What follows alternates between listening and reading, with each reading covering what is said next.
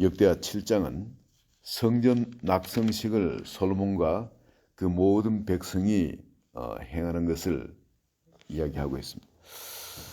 이 솔로몬 왕이 드린 제물이 소가 2만 2천 마리고 양이 12만 마리였다 그럽니다. 어마어마한 거죠.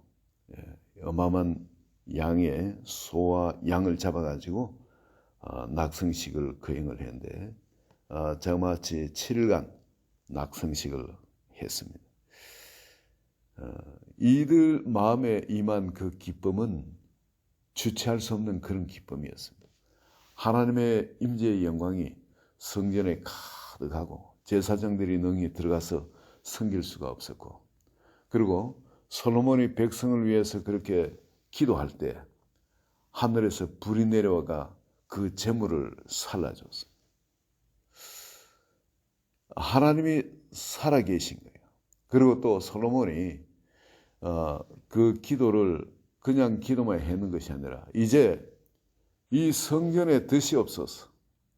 하늘이라도 주님을 용납할 수가 없지만은, 그러나 이 성전에 드시고 이 들어가셔서 자정하셔서 지성소에 임재하셔서 우리가 기도하는 이 기도를 들어달라고 그렇게 솔로몬이 기도를 했는데, 하나님께서 그 불로서 그를 응답해 주신 거예요.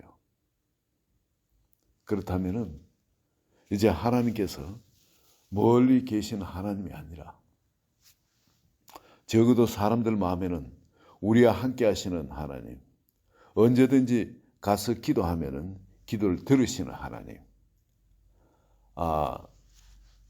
또 자기들을 그 애굽 땅 종된 곳에서 이끌어내서 그 전능한 능력으로 바다를 가르시면서 자기들을 구별해서 이 약속의 땅에 주인이 되리라고 상상도 할 수 없는데, 거인들이 사는 이 땅에 그 거인들을 다 쫓아내고 자기들이 이 땅의 주인이 되어가 있는 겁니다. 그리고 하나님의 임재의 영광이 드러나고 그 불로서 하늘에서 불이 내려서 그걸 살을 때 이 백성들 마음에 두려움이 이제 없어지죠. 일단 외적에 대한 두려움이 없어집니다. 장래에 대한 두려움이 없어집니다. 그 마음 속에 미래에 대한 염려가 없어집니다. 이 하나님을 잘 모시고 살기만 하면은 우리는 복받겠구나. 그게 모든 사람한테 확실하게 들어갑니다. 그리고 솔로몬도 역시 그래요. 자기는 이 백성들을 능히 다스릴 수도 없고 하지만은 헤아릴 수도 없고 다스릴 수도 없고, 하나님이 백성들을 축복하셔가지고, 그렇지 않아도 다윗 때 인구 조사할 때가 벌써 한 190만 정도 되는데, 장정들만 전투할 수 있는 장정들은 한 190만 되는데, 그 이후로 솔로몬이 이 성전 건축까지만 7년 건축이 4년 후부터 성전 건축을 했는데, 솔로몬이 다스린 지 벌써 11년째예요. 이 11년째고, 그럼 다윗이 그 인구조사를 하고 난 뒤로부터 인구조사, 그리고 솔로몬한테 왕이 계승될 때까지 그 시간도 적지 않은 시간이었습니다. 그러면 그동안에 그 190만에서 인구가 지금 얼마나 불어났겠습니까? 인구는 전부 이 당시에는 피라미드식으로 인구가 늘어나는 거니까 어마어마하게 인구가 늘어났을 겁니다. 이 백성들, 셀 수 없는 그런 백성들이 있지만 하나님께서 이제 솔로몬에게 그 백성들을 다스릴 수 있는 지혜도 주셨고, 전무후무한 지혜도 주셨고, 그런 영광도 주셨고, 그리고 사방에서 왕들이 나와서 자기들이 알아서 조공을 바치고 또 가까이 하려고 노력하게 됩니다. 가만히 있어도 이제 모든 게 그냥 백성들 숫자도 점점 늘어나고 점점 부하게 되고 그 이름도 점점 높아지고 하나님의 영광이 나타나게끔 되어 있습니다. 그런데 이때가 사실 가장 위험할 때죠. 하나님이 이 놀라운 은혜를 베푸신 데 있어서 거기서 또 더 큰 은혜를 또 베풀어 주십니다. 꿈에 하나님이 나타나셨어요, 솔로몬한테. 그래가지고 경계를 해 주십니다. 솔로몬한테 그때 나타나 가지고 전무후무한 축복을 부어 주시겠다. 그런 지혜, 명철, 명예 모든 걸 다 주시겠다고 하나님 꿈의 약속을 하셨는데 그것이 현실에 그게 나타난 거예요. 그런 지혜가 자기한테 지혜가 나타나니까 하나님의 꿈에 자기한테 말씀하심 이거는 자기하고 대화하는 채널이라는 걸 솔로몬이 아는 겁니다. 확실하게. 그런데 꿈에 또 나타나셔서 하나님이 이렇게 약속을 또 해주신 거예요. 뭐라고 약속하시냐면 12절에 밤에 여호와께서 솔로몬에게 나타나서 그에게 이르시되 내가 이미 네 기도를 듣고 이곳을 택하여 내게 제사하는 성전을 삼았으니 네 기도를 듣고 이곳을 택했다는 거죠. 그래서 성전을 삼았다.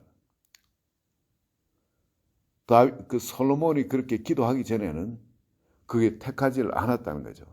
이 솔로몬이 그렇게 기도하고 이곳에 임하여 주시옵소서 그 하나님을 모시니까 하나님께서 그렇게 결정을 이제 컴플리트 하신 겁니다. 이전에 다윗 때부터 그런 다윗의 그 마음이 있는 걸 보고 그게 좋다고 생각을 해가지고 시작을 하셨는데 그러나 솔로몬이 이것을 완성을 한 거죠. 그리고 임해 주십사고 그렇게 제물을 올려드리고 사실 솔로몬은 자기 자신을 제물을 올려드린 거죠. 그럴 때 하나님이 응답하시고 이미 그것을 온전히 택한 것을 컴플리트 완성시키신 겁니다. 그리고 하나님이 자기가 그 하시는 성전으로 택해가 삼으셨다는 거예요. 그래서 13절에 보면 사람들이 어려움이 닥쳤을 때 하나님께 나와 기도하게 되면은 14절에 내 이름으로 일컫는 내 백성이 그들의 악한 길에서 떠나 스스로 낮추고 기도하여 내 얼굴을 찾으면 내가 하늘에서 듣고 그들의 죄를 사고 그들의 땅을 고칠지라. 이렇게 하나님이 역사해 주시겠다는 겸손하게 그 죄에서 떠나서 하나님께 나와서 기도하면 돌이켜서 회개해서 기도하면 하나님이 응답하시겠다. 그리고 15절 16절 한번 보십니다. 오늘 우리가 외울 요절입니다. 이제 이곳에 하는 기도에 내가 눈을 들고 귀를 기울이니 이제 말입니다. 이제 이곳에서 하는 기도에 내가 눈을 들고 귀를 기울이니 이는 내가 이미 이 성전을 택하고 거룩하게 하여 내 이름을 여기에 영원히 있게 하였습니다. 내 눈과 내 마음이 항상 여기에 있으리라. 할렐루야. 얼마나 감격스러운 약속입니까? 하나님께서 이제 말입니다. 이제 이곳에서 하는 기도에 내가 눈을 들고 귀를 기울이겠다. 이는 내가 이미 이 성전을 택하고 거룩하게 하여 내 이름을 여기에 영원히 있게 하였습니다. 내 눈과 내 마음이 항상 여기에 있으리라. 그리고 행동을 다윗처럼 바르게만 하면 마음과 행동을 바르게 하기만 하면 그 아래 때의 축복을 계속 이어가도록 하나님께서 축복해 주시겠다는 겁니다. 미래에 대한 축복까지 그냥 안전히 이렇게 해 주십니다. 우리 가만히 생각해 보시면 솔로몬은 제사장들처럼 안에 들어가서 분향하고 못했죠. 지성소에도 못 들어갔습니다. 그런데 솔로몬에게 하나님은 이 약속을 해 주셨어요. 하나님은 분명히 내가 어디서 너에게 만나고 이야기해 주겠다 했어요. 지성소 안에 언약궤 앞에서 내가 거기서 너와 만나고 너에게 이야기하리라 하셨거든요. 그는 제사장들한테 그렇게 약속을 하셨습니다. 그런데 제사장이 아닌 사람들, 백성들한테는 어디서 말씀해 주시겠다 그랬습니까? 번제단인 데서. 바로 그곳에서 사람들을 만나고 이야기를 해 주시겠다 그랬습니다. 그런데 솔로몬이 그러면은 기도를 하는데 제사장들이 그 하나님을 만나러 들어가는데 그 모든 과정들, 성소 안에 있는 그 기물들, 그리고 지성소 안에 있는 언약궤, 이런 것은 솔로몬이 뭐 그 안에 들어가서 그걸 어떻게 분양하고 할 수 있는 그런 입장이 아닙니다. 아닌데, 그런데 그런 과정을 통해야만 하나님께서 제사장을 만나 주셨거든요. 그런 과정을 통해야만이 백성들도 지성소에 들어갔다 나온 제사장의 그 축복이, 하나님께 받은 그 축복이 그대로 백성들한테 임할 수 있었습니다. 그런데 이 왕이 된 솔로몬은 그런 과정을 통해 지성소에 들어가지 않았거든요. 그럼에도 불구하고 하나님이 꿈에 직접 나타나가 말씀을 해주십니다. 축복해 주시고. 그렇다면 솔로몬이 평소에 항상 하나님을 꿈에서 만나서 이렇게 대화를 해요. 그런 건 아니죠. 평소에 어떻게 했습니까? 그럼 그 성소까지 가서 그 자기가 왕으로서 할 부분까지만 이렇게 하면서 하나님을 사모하고 그랬을 겁니다.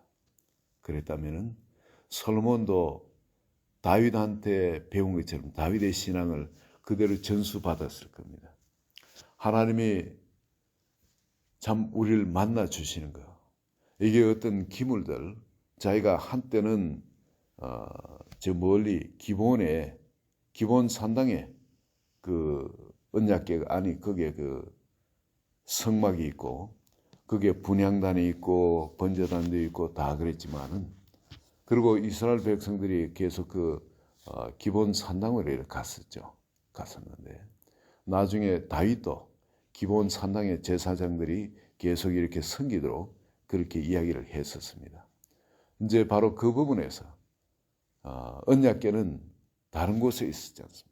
근데 그 언약궤를 다윗이 나중에 하나님 너무 사모해서 가까이 모시려고 언약궤를 자기한테 궁으로 모셨습니다. 그리고 거기서 하나님께 찬양을 하고 가까이 이렇게 했는데 그것도 아니더라는 겁니다. 나중에 그 여부사람 오르난의 타작마당 거기서 하나님께 번제를 올려드리며 거기서 하나님께 기도하는 것이 응답을 받고 그렇게 했죠. 그리고 어떻게 따지고 보면 이 세 군데로 나눠져 있지 않습니까?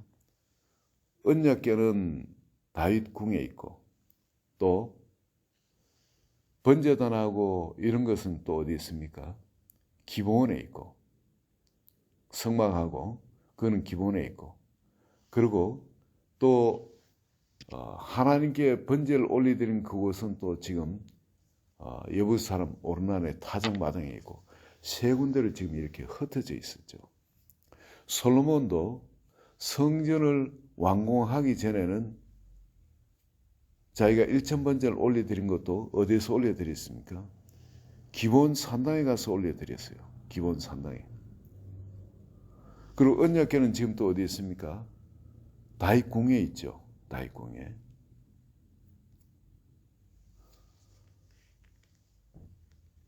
그렇지만은 솔로몬한테는 또 여부사람 오르난의 타작마당에 거기서 하나님을 만난 그런 체험은 또 없습니다. 그러나 이제 이 솔로몬의 모든 것이 정립돼 가지고 마음에 들어가는, 언약궤도 이제 어디로 들어갔습니까? 기본 산당에 있는 성막에 들어가지 않고 오르난의 타작마당 그게 성전을 짓고 그곳에 언약궤가 들어가게 됩니다. 그럼 이 세계에 흩어졌던 이 모든 것이 하나로 합쳐지게 되죠. 그러면서도 이 솔로몬의 마음에 안에 이런 과정을 통해 가지고 제사장만이 하나님을 만나는 것이 아니라 왕인 자기도 하나님은 그런 과정을 통하지 않고 자기에게 만나 주신 겁니다. 그럼 평소에 자기가 하나님께 그렇게 기도할 때는 그럼 이 성막의 기구 하나하나가 기도하는 데 있어서 하나님을 만나는 데 있어서 모든 하나님이 우리에게 주시는 그 가르침이라는 것을 이거는 뭐 일반 사람도 깨달을 수 있는 거예요. 그런데 하나님께 그런 전무후무한 지혜를 받은 솔로몬이 왜 깨닫지를 못하겠습니까? 하나님은 영이시기 때문에 내가 저곳에 들어가서 내가 제사장처럼 그래야 이를 만나 주시는 것은 아니다. 하나님 영이시기 때문에 내 꿈을 통해서도 나에게 만나 주실 수 있는 건데, 그럼 내가 꿈에 하나님이 나를 만나 주시고 말씀하신 이것이, 내가 만약에 하나님이 싫어하는 죄를 짓고 있는 상태 같으면 하나님이 나를 만나 주시고 이렇게 축복하시겠네요. 그럼 주님이 분명히 약속하신 것은 내가 이 성전을 내가 이미 구별하여 거룩하게 택했다는 겁니다. 그래서 네가 와서 기도하면은 내 눈을 들고 귀를 기울여 주시겠다.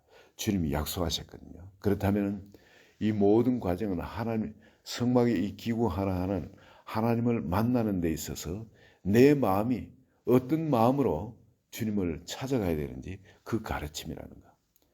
이 솔로몬은 이것을 깨닫습니다. 그리고 솔로몬 하나님 앞에 그렇게 기도를 하면서 주님을 찾고 주님의 축복을 누리며 그렇게 살아갔던 겁니다. 오늘 이것이 하나님이 우리에게 주시는 약속입니다.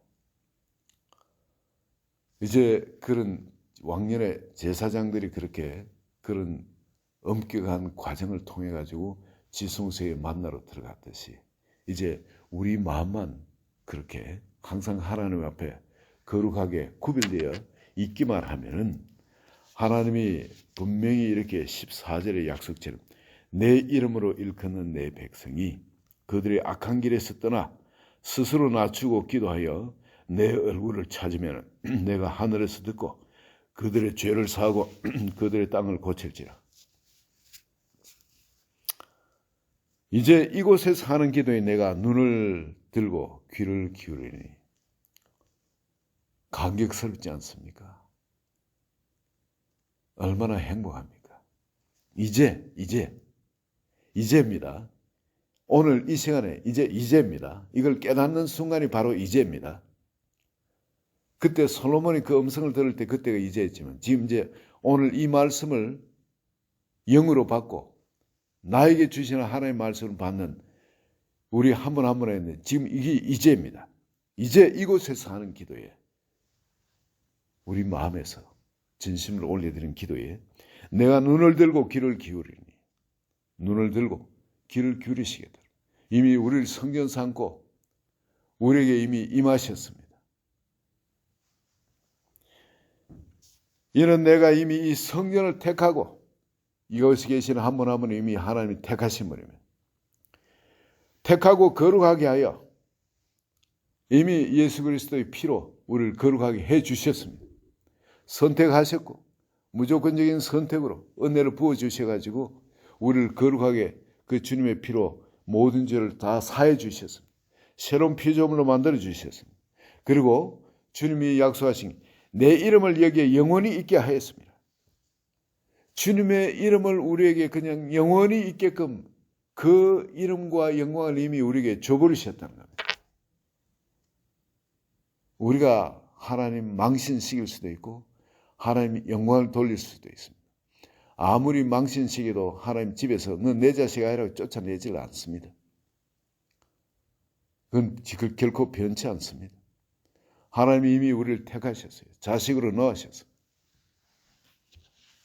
혈과 육정으로 난 것이 아니고 하나님께로 났다 그럽니다. 우리는 하늘에서 났습니다. 땅에서 나질 않았습니다. 이미 하나님의 자녀가 되어버린 겁니다. 하나님 우리를 쫓아내질 않으세요. 아무리 꼴통짓을 하고 죄를 짓고 해도 마지막 날에 심판은 있겠죠. 성령을 소멸하는 죄까지도 우리가 지을 수도 있겠죠. 그렇지만 우리에게 자유의지를 주셨습니다. 그러나 여러분 성령을 소멸하고 완전히 지옥에 떨어지도록 하나님이 놔두시겠습니까? 죽도 두드려 패서라도 인간 만드시겠죠. 그게 하나님 사랑이니까. 하나님이 이미 우리를 선택하셨습니다. 그리고 우리를 이미 거룩하게 하시고 자기 이름을 우리에게 주셨어요. 그리고 내 눈과 내 마음이 항상 여기에 있으리라. 주님의 눈과 주님의 마음이 항상 우리와 함께하고 계십니다. 여러분 오늘 이 14, 15, 16 계속 묵상하시기 바랍니다. 14, 16. 오늘 우리에게 주신 하나님의 놀라운 약속입니다.